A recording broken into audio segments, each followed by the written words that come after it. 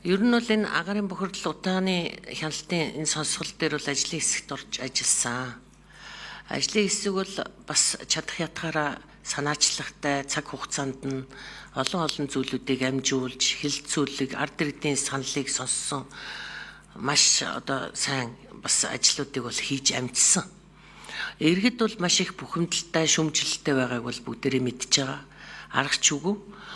Энэ өнгөрсөн хугацаанд 2008 оноос хойш ер нь агарын бохирдол утааны асуудлыг маш хүчтэй ярьж, нийслэл болон засгийн газар, улсын төсөв, за тэгээ гадаадын олон банк, Азийн хөгжлийн банк, тэгэл буцалтгүй тусламж маш олон хөрөнгө цэвэр агаар сан энтергээд энэ сая жаргалан гишүүний хэлснээр ер нь бол бараг 5-аад их 80 төгрөгийг бол ингээд цацсан байгаа. Тэгээд өнөөдөр утаа буурсан уу, агарын бохирдол буурсан уу, утаа багассан уу гэхээр бол огтгүй бүр чарны эсэргээр нэмэгдсэн байна.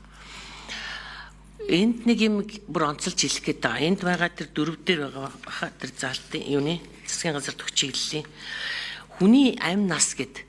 Тэгээ өнөөдөр энэ Монголын төрчин ер нь хүнийхээ амь нас иргэдийнхээ энэ амьд явах баталгааг ер нь яаж хангаж ажиллаж байгаа.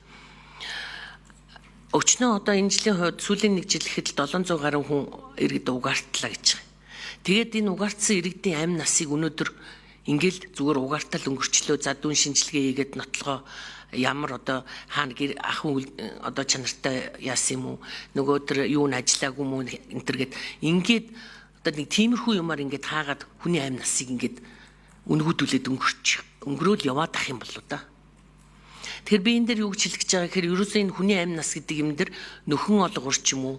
Эсвэл нөхөн төлбөрч байд юм уу? Эсвэл тэр хохирлыг барагдуулахч байд юм уу? Ямар нэгэн байдлаар энэ үргүү 16 жил үнгүүдүүлсэн энэ их төсвийн мөнгийг ингэж зарж үнгүүдүүлсэн энэ үеийн засаг дарганаар үеийн засгийн газрын тэргүүнүүдийн энэ байдалд бид нэр өнөөдөр анхаарч энд ямар нэгэн тэр хүний амь насыг өнөөдөр мөнгөөр хэмжихгүй тэр нөхөн олбороор хязгаарч яаж чадахгүй л дээ.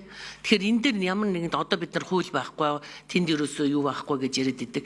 Энд ямар нэгэн бид нар бодиттой юм хийх шаардлагатай гэж би бодож байна. Энэ олон хүний амь насыг яах. Дараа нь ер нь энэ дараагийн сонсголыг энэ улсын хурлын намрын чуулган эхлэхэд, хаврын чуулган эхлэхэд заавал жилдээ 2 удаа сонсгол тайлангийн сонсдог байх хэрэгтэй байна. Энийг бүр албан ёсоор оруулж өгөөч гэж би хүсэх байна. 2 удаа жилд утаа эхлэхээс өмнө дараа нь энэ намрын хаврын чуулган дээр сонсгол тайлан сонсё гэдгийг би бүр оруулж өгөөч гэж хэлэх гээд байна. Үндэсний хороо байгууллагдлаа. Байгаль орчны сайд тэргүүлж байна. Ганц байгаль орчны сайд энийг тэргүүлээд амжих уу?